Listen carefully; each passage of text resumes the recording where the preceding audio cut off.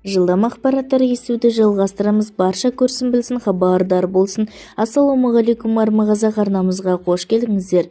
Әлемде және де Қазақстанда болып жатқан жаңалықтарды алғашылар қатарында біле отырғыңыз келсе, арнамызға жазылып лайк демесін басыңыз. 2026 жылы ұшақ жанармайы арзандайды. Женевада халықаралық әуе тасымалы қауымдастығы әлемдік авиация саласындағы 2026 жылға арналған болжамдарды ұсынды. Ұйым болжамы бойынша алдағы жылы әуе компанияларының таза пайдасы 41 миллиард долларға жетпек. Мұндай мен үшін жанармай да арзандауға ықтимал. Бұдан бөлек салаға ауыртпалық түсіріп отырған мәселелер де талқыланды.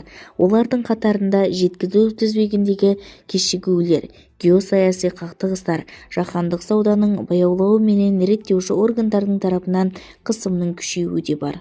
Бұл ретте ұйым басшылығы әуе компанияларына қиындықтарды жеңілдетіп, табысты тұрақтандыратын жаңа бензин үлгілерді күтетіндігін айтты.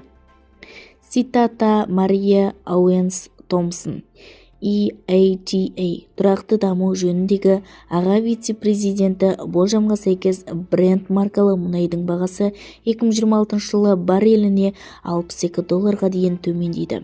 Бұл биыл менен салыстырғанда 11%-ға төмен. Авиакеросин де арзандайды. Оның бағасы барреліне $88 болуы мүмкін.